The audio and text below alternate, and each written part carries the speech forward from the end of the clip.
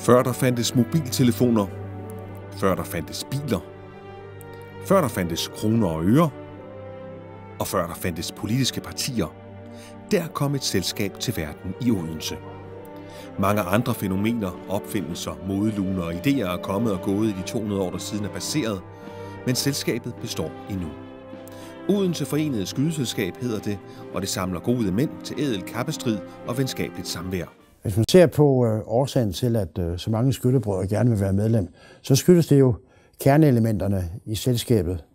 Det er skydeøvelse, konkurrence kombineret med selskabelighed, det er netværk, det er kammeratskab, det er nogle traditionelle rammer at færdes i. Det har også noget at gøre med den substans, som består i, at selskabet er meget tæt på kongehuset og samtidig meget fædrelandskærligt. Det er de rammer, vi fungerer i. Den 27. august 1817 kom Odense Forenede Skydeselskab til verden. Det var en svær tid i Danmark, der få år forinden havde lidt nederlag i Englandskrigene og gennemgået en statsbankerot. Skyttefester var med til at hæve humøret, og en gruppe borgere indkaldte til stiftelsen af et nyt skydeselskab. Det foregik i Overgade 10, hvor byens ældste herreklub havde til huse. Bag initiativet stod folk som overretsprokurator H.F. Scheel, krigsråd H.K. Kellinghusen, kommunitetskasserer H.A. Kofod og redaktør Søren Hempel, og de havde indbudt en række andre agtværdige borgere. Af selskabets første forhandlingsprotokol fremgår, at antallet af medlemmer var ubegrænset, men at medlemmerne skulle være borgere og statens embedsmænd samt godsejere og andre, der med disse lige ære er at agte, dog at de har en ubesmittet karakter.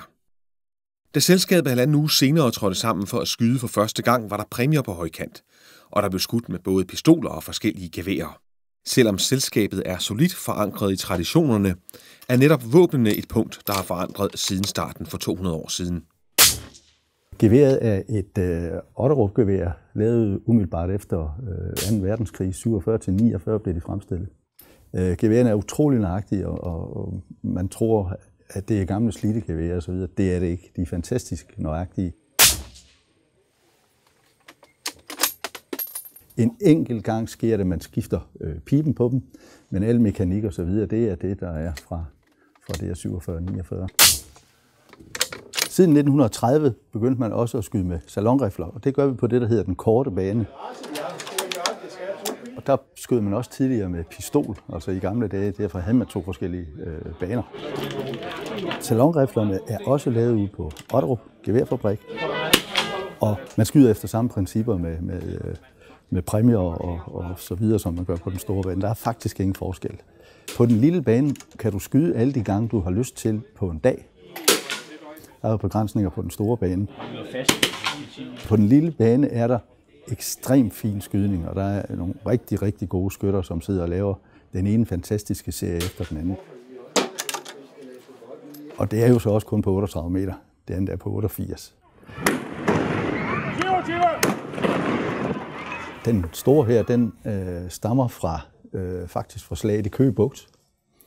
Det vil sige, at der var en fisker, der fik den med op, og på et tidspunkt så var den her fisker kommet lidt i forlegenhed, og så kendte min farfar ham, og han fik så den her kanon mod, at han fik et lån hos ham. Og da han jo var metalvarefabrikant, gik der jo ikke mange sekunder, før han havde fået lavet en fin model og fået lavet nogle stykker til sig selv.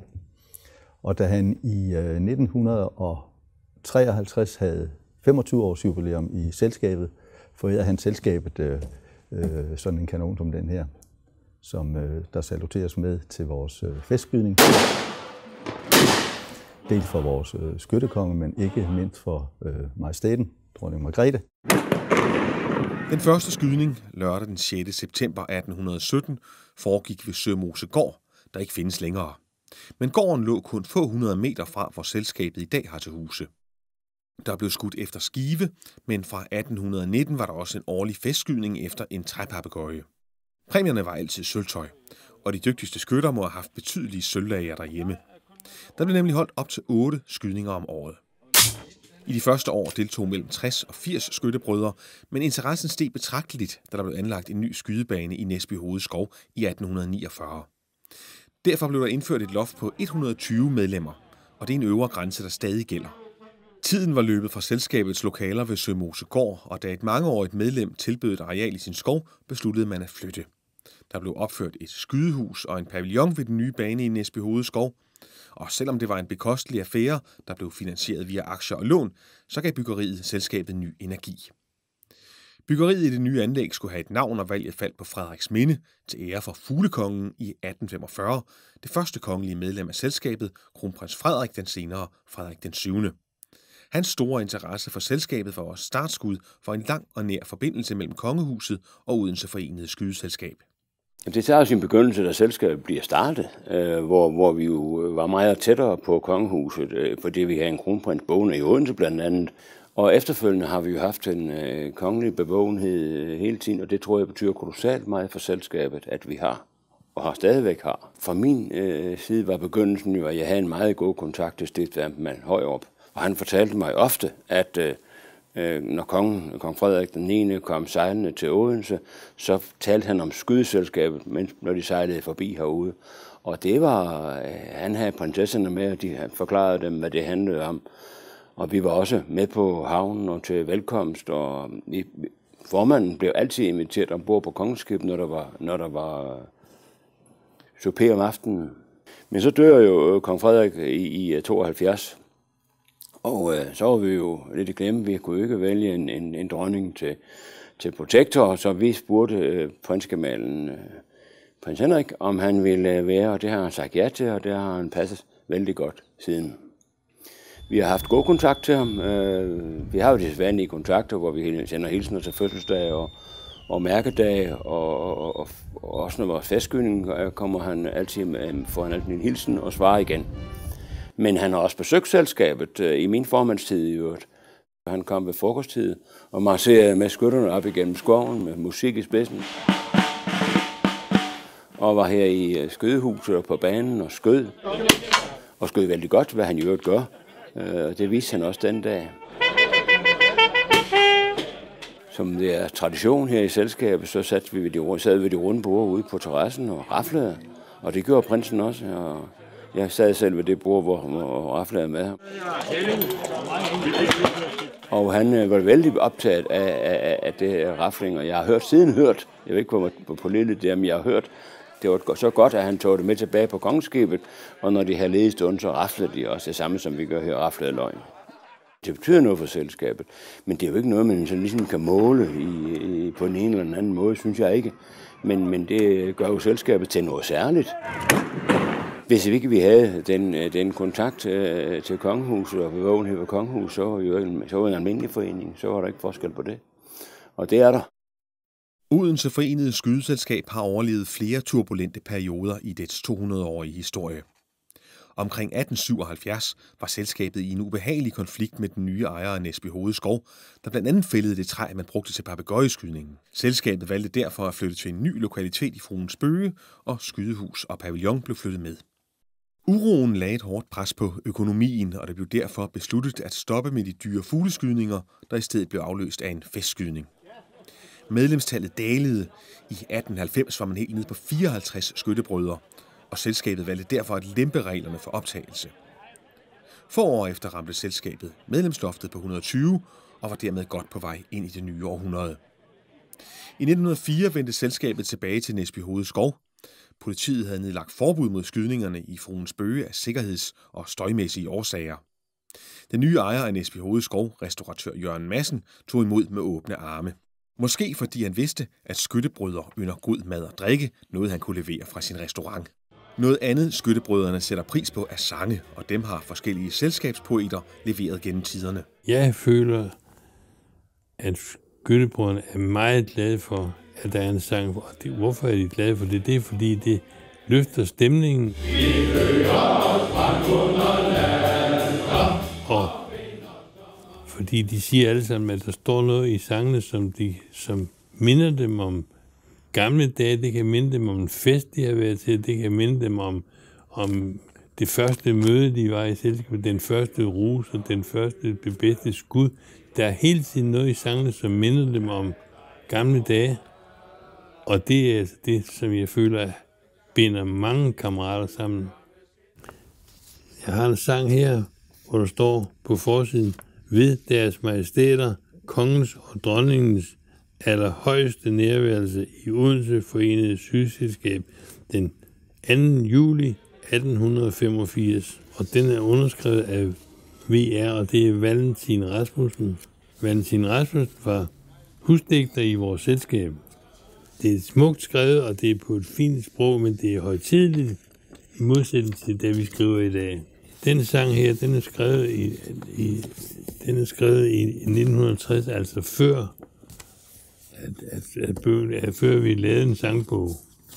For det var i 1970, vi lavede en sangbog. Den er på Gyldenlakken, og når den bliver sunget, så ved I altid, at nu skal der ske noget.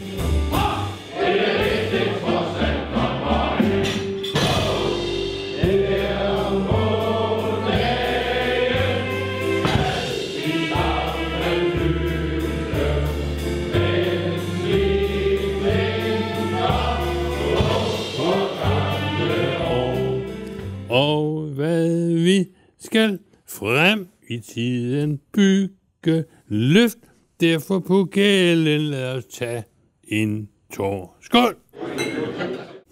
Jeg håber, at I er med til at give en god stemning i vores selskab.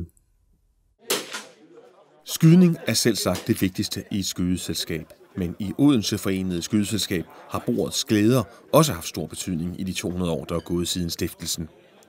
Selvom der i mellemkrigstiden var hårde år generelt i samfundet, løftede medlemmerne humøret af kulinarisk vej.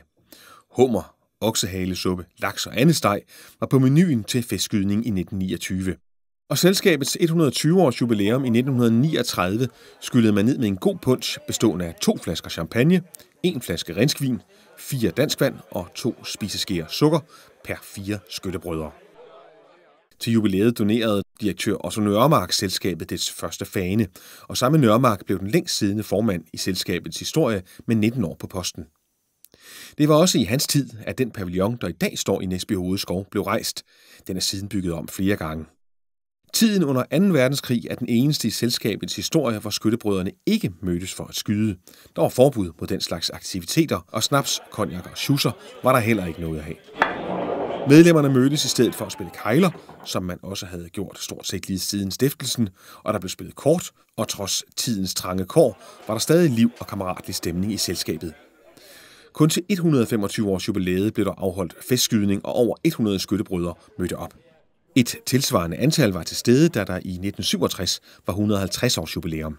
Og på mange måder mindede de 2 jubilæer om hinanden, selvom de foregik med 25 års mellemrum, og i 2 vidt forskellige tider økonomisk. Et markant særkende ved selskabet er nemlig den flid, hvormed man værner om foreningens traditioner, blandt andet i forbindelse med den årlige festskydning. For os i bestyrelsen, der starter dagen jo faktisk allerede klokken 7 om morgenen, hvor vi drager ud til Skyttekongen, og hvor vi hilser på ham og dronningen, og bliver inviteret indenfor på et som regel meget overdådigt morgenmåltid, hvor der selvfølgelig hører champagne til. Når vi så er færdige der, så følger vi faktisk kongen ud til Næsby Hovedskovens restaurant. Og derude, der står der, sådan et sted mellem 80 og 100 festklædte skyttebrødre. Og de modtager så bestyrelsen og skyttekongen under sådan en meget festlig ceremoni. Når så kommandøren overlader skyttebrødrene til formanden, så holder formanden en tale for skyttekongen, en sådan mere officiel tale til skyttekongen. Og i den forbindelse, der bliver der afført salutskud. Og det er jo igen den eneste gang på året, hvor vi sådan har kanonerne fremme, for ligesom at lade hele Odense høre, at nu er vi i gang. Lige umiddelbart efter, at formanden har talt for skyttekongen, så bliver der talt for årets jubilar, og til slut i den her parade her, der har vi rekrutterne. Og rekrutterne, det er jo faktisk sådan deres overgangsdag, hvor de går fra at være rekrutter, og så til at blive agtværdige skyttebrødre. Når paraden ligesom er overstået, formanden har fået talt for dem, der skal tales for, og så går vi op til vores pavillon, hvor vi marcherer i takt under kommando, og går derop, og så stopper vi op og bliver lige rettet ind til højre, og så bliver der faktisk ført fanen ind Fordi den betyder også meget i selskabet Fanen. Så bliver der egentlig givet fri til skydning, og så drager skyttebrødrene ind og får så skrevet på skydelisten deroppe. Og det gælder om at komme hurtigst muligt på, så man er mest muligt frisk, når man skal ned og skyde. Så foregår der jo sådan et normalt, leben blandt skyttebrødre, hvor man sidder og rafler. Man fortæller hinanden historier, man kan finde på at synge sammen, og så i øvrigt så sidder man jo og hygger med en bajersk øl eller et godt glas vin, og måske også lidt små, stærke drikke, hvis der er nogen, der føler for det. Og det gør man jo sådan set lige fra, at skydningen går i gang, cirka ved 9-tiden, og så faktisk frem til, at der bliver serveret en lettere frokost, som bliver serveret i pavillonen, mens skydning og kejlespil i øvrige konkurrencer fortsætter.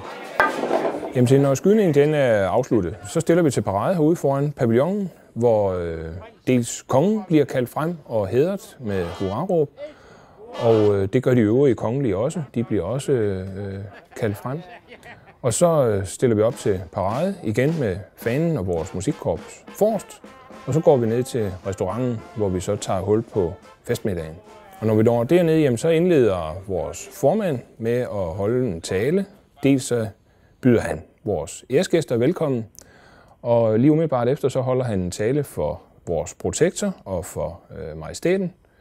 Og der bliver jo så affyret igen 9 salutskud. Og der bliver også råbt hurra for majestæten. Det vil sige 9 hurraråb, som det jo så hører bør for majestæten. Og så det umiddelbart efter, jamen, så går spisningen stille og roligt i gang. Og under spisningen, jamen, der bliver der holdt forskellige taler. Dels af formanden til vores skyttekonge. Der bliver også holdt nogle taler fra den afgående skyttekonge og til den tiltrædende skyttekonge. Og det sker egentlig også ved de øvrige kongelige. Parallelt med, at der bliver holdt taler, og man spiser, så sætter formanden gang i sådan 2 gamle pokaler.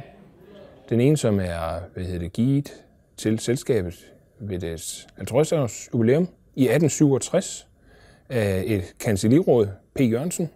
Og så har vi den anden pokal. Den er skænket af kong Christian 9. tilbage ved et af hans besøg i selskabet. Og det er et besøg, der foregår i 1885. Og de 2 pokaler, de bliver fyldt med portvin, og så bliver de sendt rundt fra formanden til henholdsvis højre og venstre side. Og så er tanken, at skyttebrødrene hele vejen rundt hilser på hinanden, en for en. Når vi er færdige, så bliver der rundet af, og det er jo som man plejer, også ved almindelige skydedage i selskabet. Man tager simpelthen hinanden i hånden, alle skyttebrødrene, og så råber man tak for mad og velbekomme. Selvom mange af Odense Forenede Skydeselskabs traditioner efterhånden er meget gamle, sker der alligevel løbende små justeringer, så selskabet stadig trods sin høje alder passer med tiden. Hvor skyttebrødrene i 1817 måtte af med 4 skilling i bøde, hvis de brændte et skud, er der kommet nye bødetyper til. Går en mobiltelefon af i utide, eller har man glemt sit slips til spisningen, koster det konjak til alle tilstedeværende. I 1904 røg selskabet ud af Fruens Bøge, blandt andet på grund af larm. På det nuværende anlæg i Næsbyhoved Skov er der i de senere år etableret lyddæmpning, så der ikke siden har været negative røster fra naboerne over geværernes dumpe brag.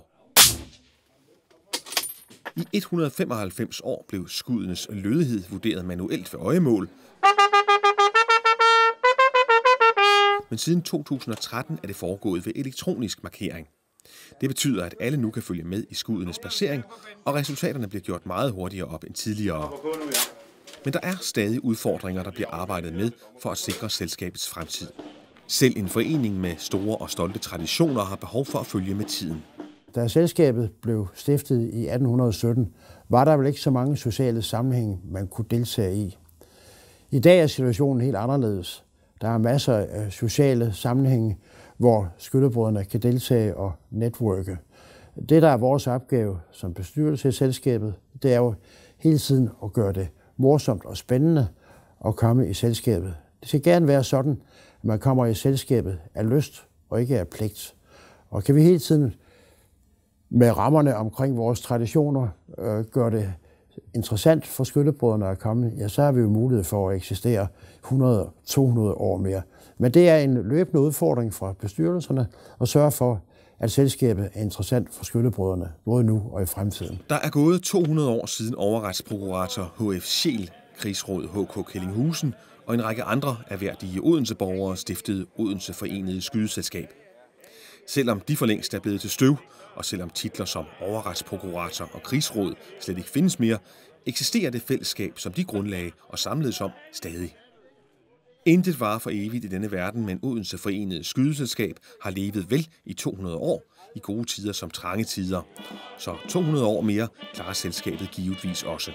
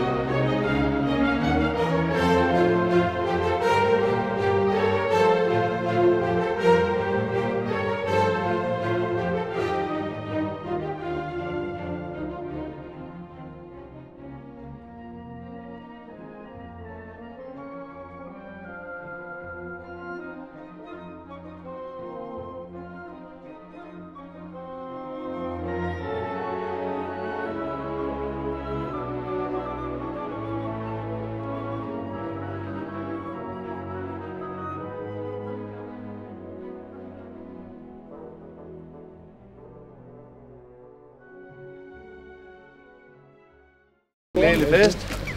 Glædelig fest. Folk i det centrale Odense har nok kigget en ekstra gang, hvis de var vågne klokken 7 om morgenen den 27. august 2017. En festlig delegation var ved at tage opstilling foran en ejendom i bykernen. Og hvad naboerne måske ikke var klar over, så var det en ganske særlig dag. Det var nemlig dagen for Odense Forenede Skydeselskabs 200 års jubilæum.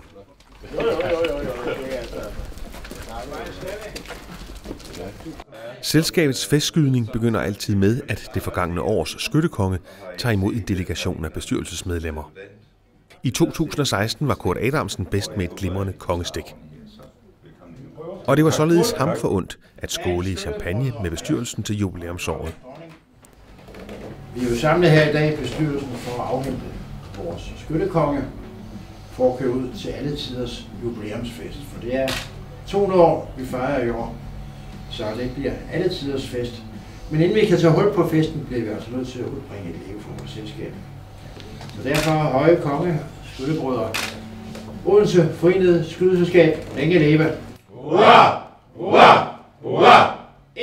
Hurra! 2. Hurra! Hurra! 3. Hurra! Hurra! Hurra! Og det lange. Hurra!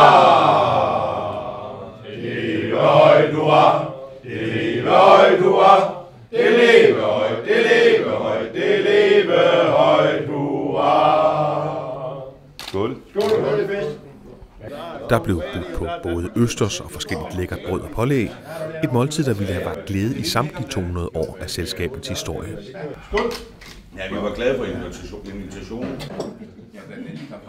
Mens bestyrelsen og Kurt Adamsen hyggede sig i Odense centrum, var selskabets øvrige skyttebrødre mødt ind til deres morgenmåltid på restaurant Næsby Hovedskov.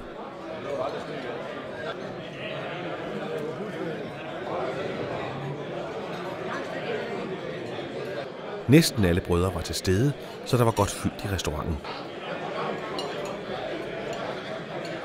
En dag med festskydning varer mange timer, så det er vigtigt at få indtaget et solidt morgenmåltid for at være godt rustet til dagens strabasser. 7:15 blev der blæst til samling på 200-års jubilæumsdagen.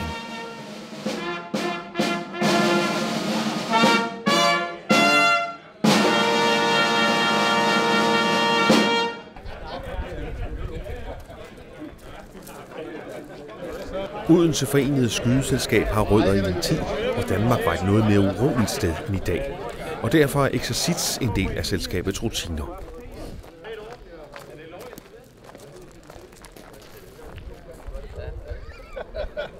Selskabets kommandør, forhenværende major Johannes Lollesgaard, overtog kommandoen over den festklædte forsamling.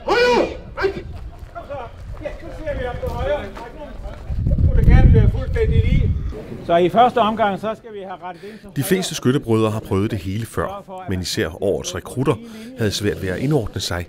Det sker faktisk hver eneste år.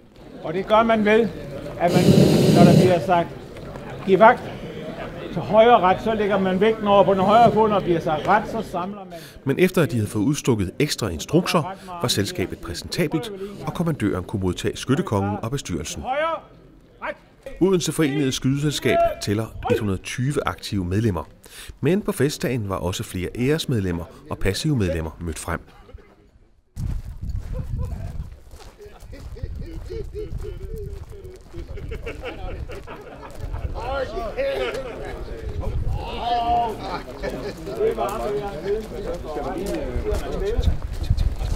Formand, jeg melder, at skydeselskabet er klar til inspektion. Tak. Formand Poul Falk bød officielt velkommen og ønskede alle en glædelig fest. Jeg tænker på, om I har tænkt på, hvor heldige vi egentlig er, at vi lige tilfældigvis er skyttebrødre i dette år, hvor vi kan fejre vores 200-års jubilæum. Fejringen skal ske, som vi plejer, med manér, med godt kammeratskab og med højt humør. For det er jo det trods alt kommer ind på. Bestyrelsen har sat alle sejl til, for at vi i dag kan få alle tiders 200-års jubilæumsfest. Men inden vi starter dagen, med alle de konkurrencer, vi har glædet os til osv., så skal vi udbringe et leve for vort hæderkronede, gamle, men dog evigt unge selskab. Så derfor, skyttebrødre, hatten af. Lad os udbringe et leve for Odense Forenede Skydeselskab. Det er længe leve! Hurra! Hurra! Hurra! 1. Hurra! 2. Hurra! 3. Hurra! Hurra! Og det lange. Hurra! Det leve højt, hurra! Det leve højt, hurra! Det leve højt, det leve højt, det leve højt, hurra! Tak, lad den på. Og så skal vi starte, som vi plejer, med at dekorere den kongelige familie fra sidste år. Den kongelige familie, det er jo altså først og fremmest skyttekongen, Knud Adamsen. Du skal nu have din skyttekongekæde på, når sekretariatet er færdig med at... Men jeg ved til gengæld, at den er her. Jeg ved ikke, om I kan huske det år for nogle år siden. Jo. Der lå alle kæderne inde hos guldsmeden, de var ikke færdigpudset. Men de er her. Som en del af morgenparolen bliver hele det forgangne års kongelige familie dekoreret med kæder og tildelt et leve. For anden gang, du fik den jo på sidste år om eftermiddagen. Nu får du den på i år. Du må bære kæden hele dagen, lige til vi når cirka til klokken 4. Så piller vi den af dig igen. Det tror jeg ikke. Men hvis du er rigtig heldig, så sætter vi den på igen. Det er op til dig.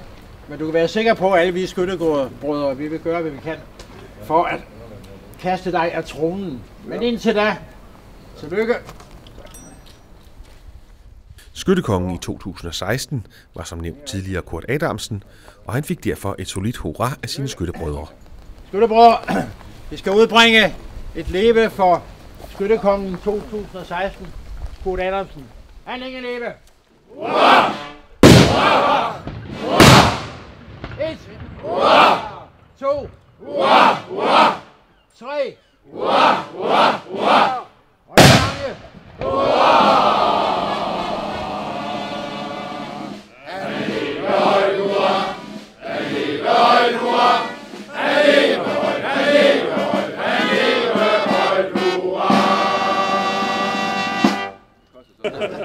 Det næste, vi skal nu her, er, at vi skal se resten af den kongelige familie. Vi skal starte med kronprinsen fra sidste år, Johan Høfner. Tillykke med værdigheden fra sidste år. Se, her har vi kronprinsekæden. De fleste af jer kan godt huske, at den tidligere lignede en rockerkæde. Men i dagens anledning, i anledning af vores 200-års jubilæum, har vi fået sat et vedhæng på, som I kan se. Men jeg er sikker på, til gengæld, Johan, at du vil arbejde hårdt på, at i år skal du være konge. Du har været kronprins mange gange, men i år skal det være. Johan Høfner blev kronprins, en titel oven i hans efterhånden imponerende samling af titler i selskabet. Se, det var ikke nogen overraskelse, at Johan blev konge sidste år. Men prinsen, kronprins sidste år, men prinsen, det var en overraskelse. Jack Nielsen. Det var også en overraskelse. Tillykke med værdigheden som prins sidste år. Jeg har også en kæde til dig. Jack Nielsen modtog sin kæde som prins år 2016.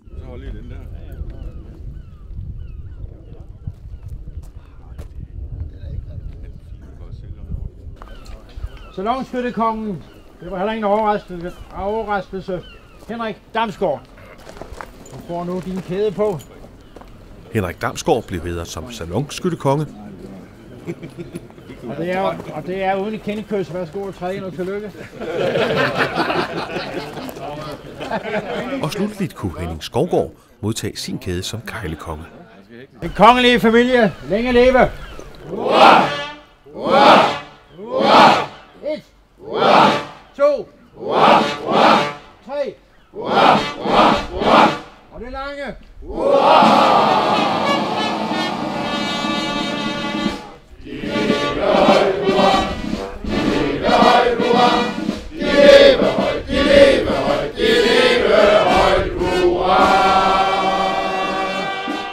Efter hyldesten til den kongelige familie var det tid til at fejre selskabets veteraner.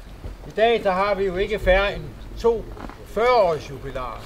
Det vil sige, at de står i princippet blandt os her. Vi har skyttebror Jørgen Filstrup, og vi har skyttebror Niels Thomsen. Skyttebror Niels Krølle Thomsen kunne glæde sig over at få 40 års hæderstegn.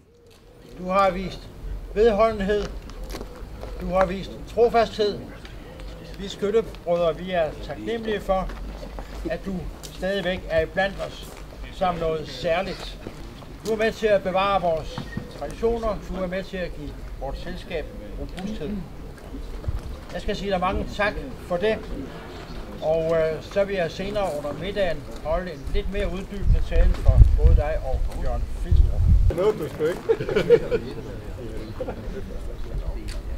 De længe leve! Hurra! Hurra! Hurra! 1! Hurra! 2! Hurra! Hurra! 3! Hurra! Hurra! Hurra! Og det lange! Hurra!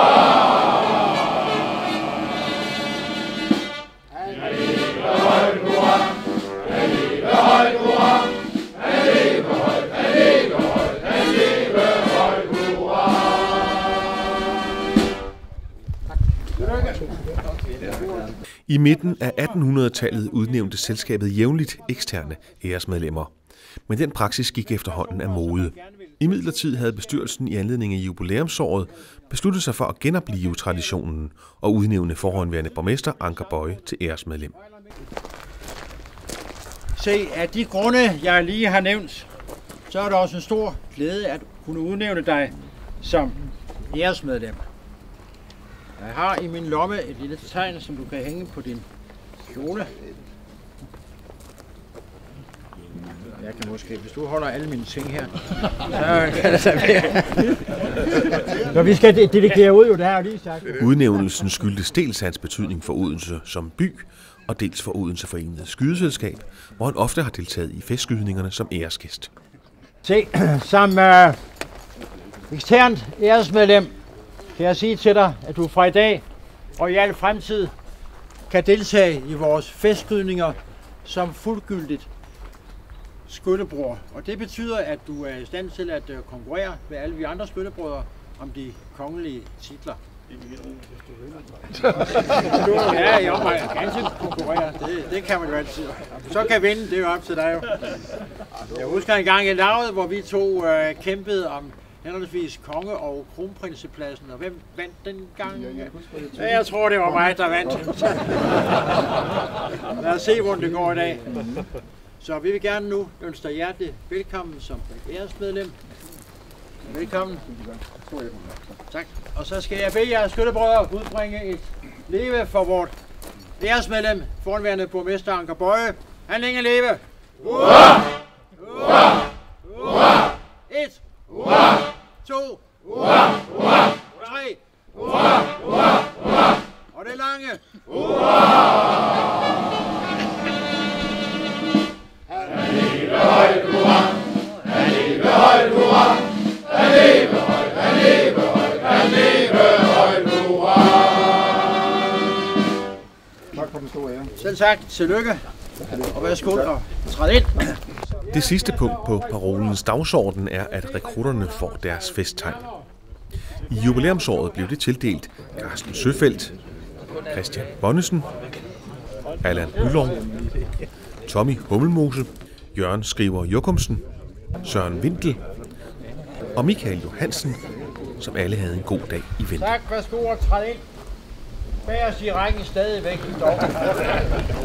Kommandør Lollesgaard overtog igen kommandoen og førte skyttebrødrene i march op mod selskabets pavillon. Højre, frem!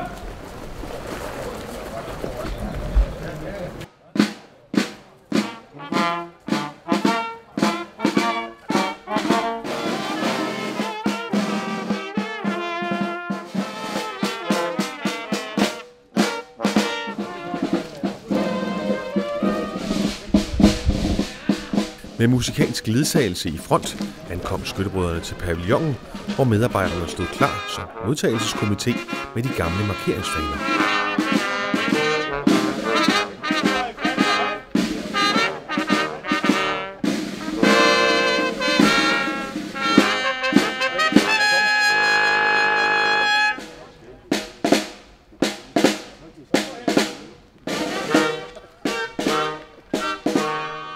Og da Dannebrog var ført på plads, kunne skyttebrødrene træde af og gøre sig klar til jubilæumsskydningen.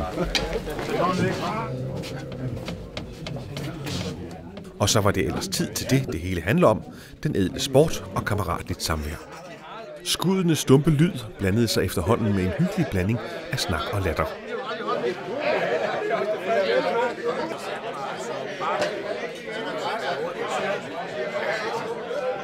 Der blev kæmpet indædt på Kejlebanen, hvor der var foregået mange drabelige kampe de sidste mange år.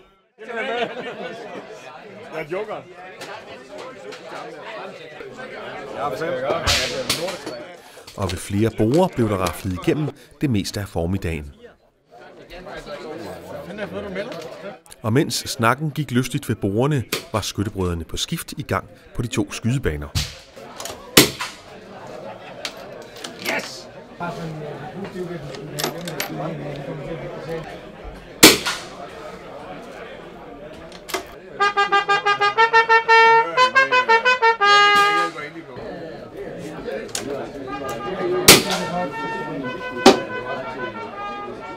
I anledning af 200-års jubilæet er selskabets gamle pavillon blevet kraftigt renoveret. Jubilæet er også blevet markeret med en jubilæumsbog og en film om selskabets historie. Mange af skyttebrødrene har hjulpet med at løfte udgifterne, og deres navne hænger nu på en særlig messingplade i pavillonen.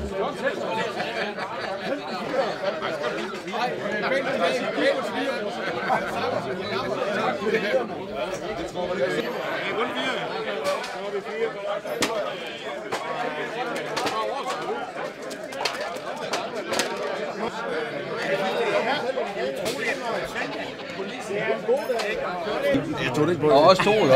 Er du den bedste skyder? Du kan kun skyde på den lille bane. Kan man det? Uden for pavillonen tog blæserkvintetten Vendetta opstillingen ved middagstid for at give frokosten musikalsk følgeskab.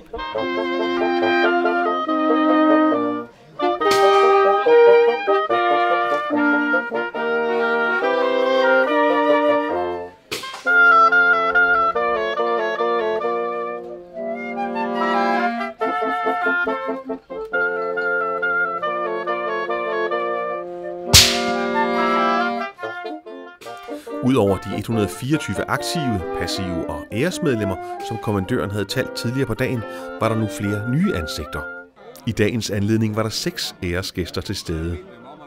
Chefpolitiinspektør Lars Bremhøj var blandt dagens æresgæster, ligesom rådmand Sten Møller og borgmester Peter Rahbek Juhl, såvel som stadsdirektør Stefan Birkebjerg og arkivchef Jørgen Thomsen og arkivar Johnny Vøllekær fra Historiens Hus. Desværre havde selskabets protektor, hans kongelige højhed, prins Henrik, måtte melde afbud, men ellers var fremmødet helt fantastisk. Det var også tid til den første sang, der var skrevet særligt til dagen. Formand Poul Falk havde skrevet en frokostsang på melodien Langt højere bjerge. Og de mange fine mandsrøster fik dermed en god opvarmning, inden der skulle synges mere senere på dagen.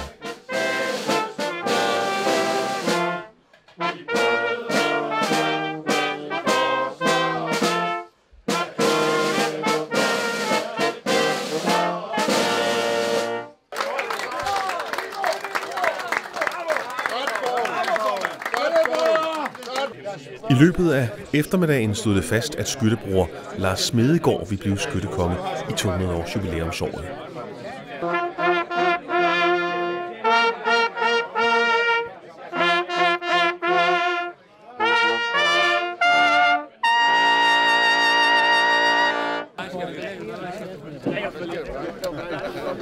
Så når Peter han går i byen, så er han altid en kok. Claus, du skal lige huske at lukke munden. Ja. Det går ikke, Poul.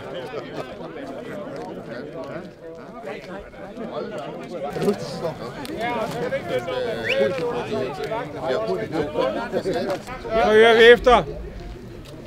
Se lige frem.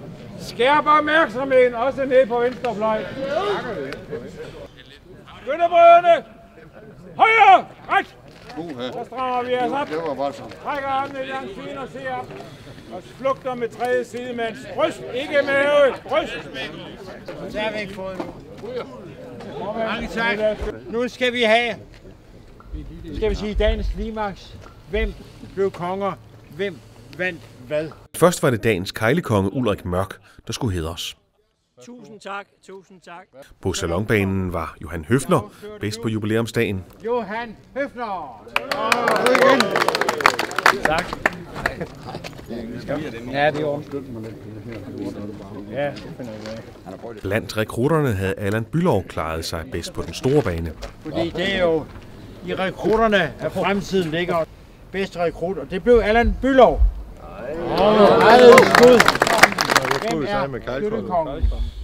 Og så kunne Lars Smedegaard lade sig krone som jubilæumsdagens skyttekonge. Han skød et fantastisk flot kongestik med 5,96 point ud af 5,99 mulige.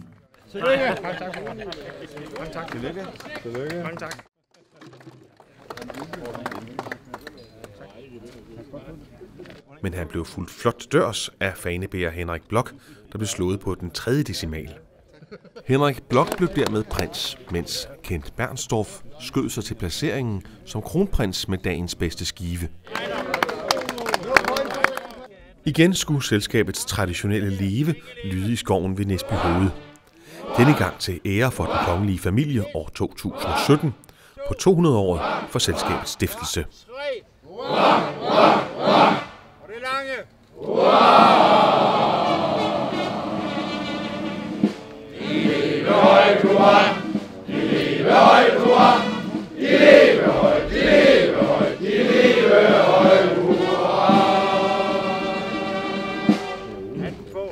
Herefter marcherede skyttebrødrene til parkeringspladsen ved restauranten.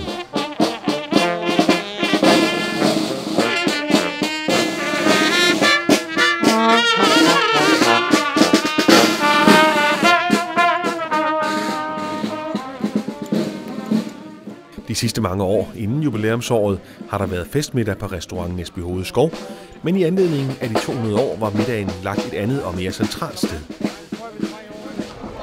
Skyttebrødrene blev derfor med bus kørt fra skoven til Falen.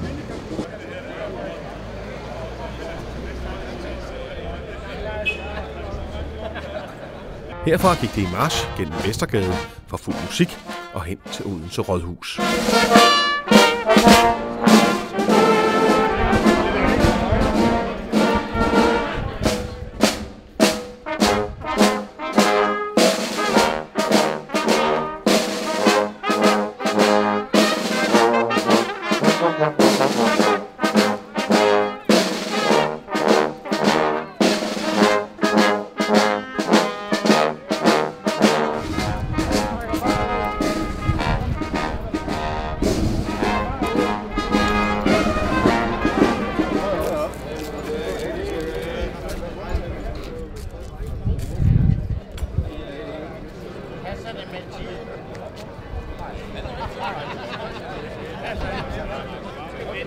Skydeselskabet. Alle op! Før skyttebrødrene kunne træde af til middag, skulle selskabets fane naturligvis føres på plads.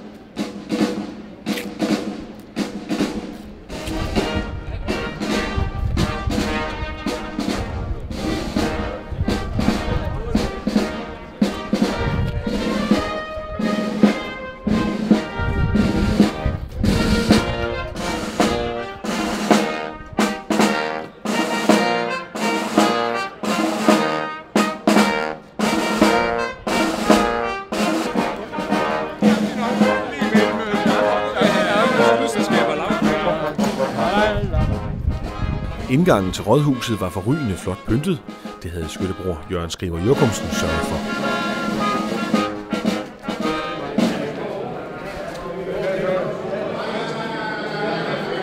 Blæserkvintetten Kvindetta stod igen for god musikalsk stemning.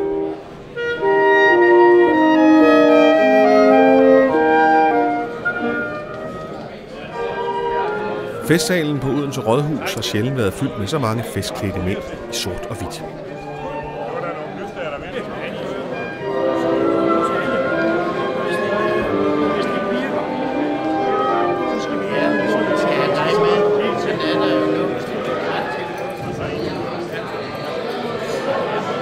Efter at formanden havde budt velkommen til bords, blev der traditionen tro udbredt en skål for hendes majestæt, dronning Margrethe den anden af Danmark.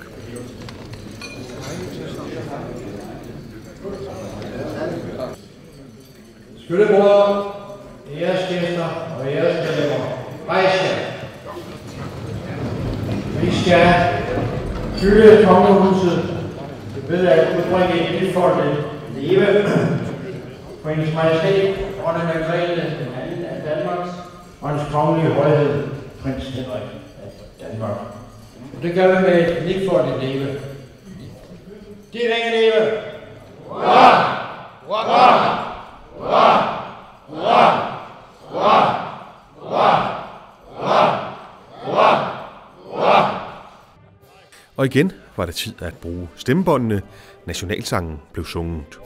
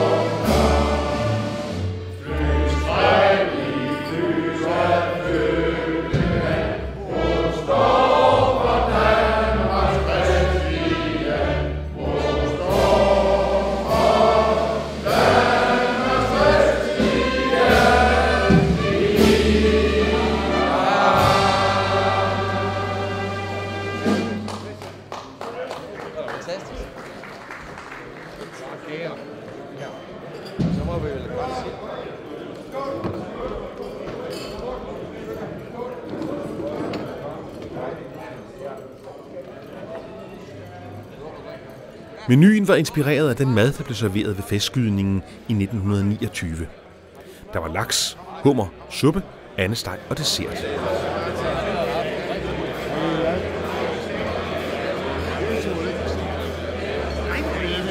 kommer rigtig mange.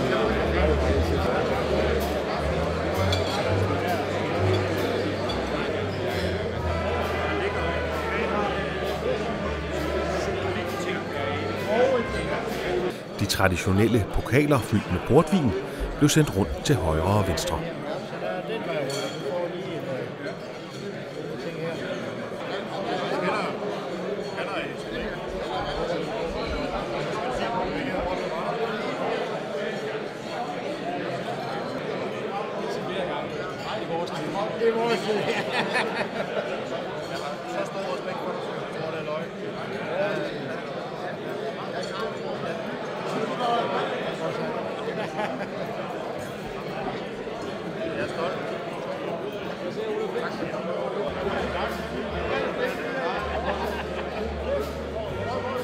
Skyttebror Viggo Byrum havde skrevet en del sange, der var samlet i et lille sanghæfte.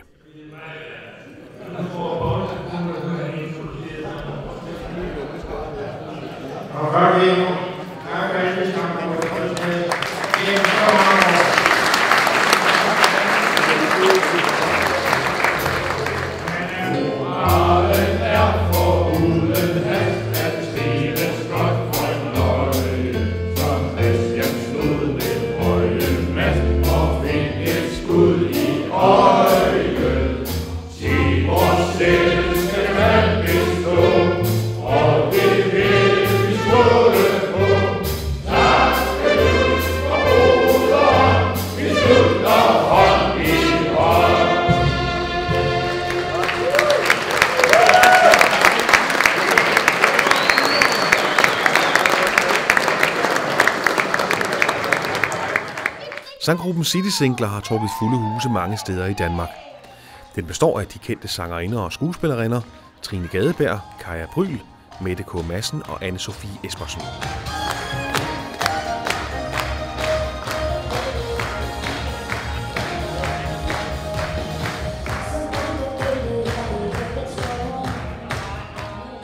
Denne gang var det et usædvanligt publikum af sort- og hvidklædte gentlemen, kvartetten optrådte for.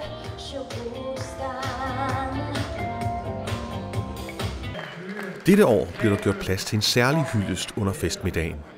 Skyttebror Jacques D. Møller havde under dagens skydninger gjort sig bemærket ved at skyde det nedgravede kabel til den elektroniske markering over.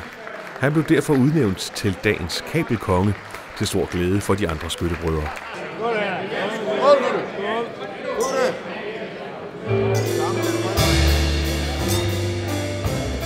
Skål, Martin! Skål, Martin! Lad mig nippe. Hver hundige smiler lidt her.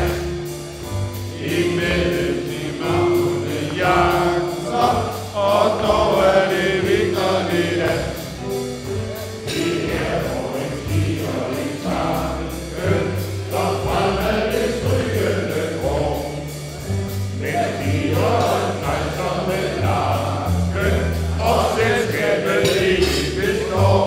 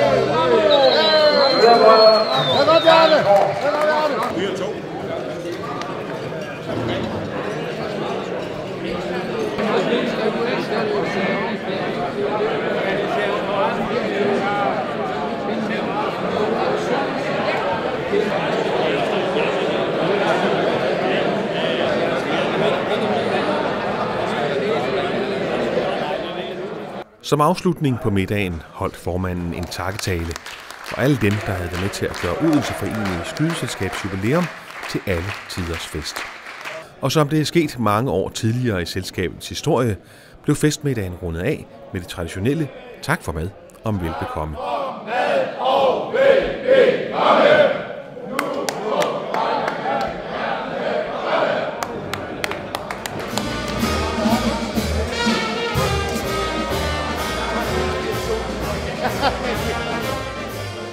Resten af aftenen fortsatte festen på den nærliggende restaurant Bryggeriet, hvor der blev serveret suppe og rundt om på byens værtshus.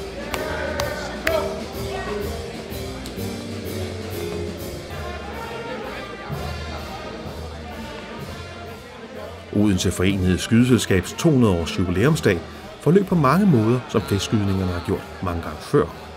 Selvom der i anledning af jubilæet var gjort en ekstra indsats for, at dagen skulle være noget særligt. Men Odense Forenede Skydeselskab er solidt forankret i historien og traditionerne.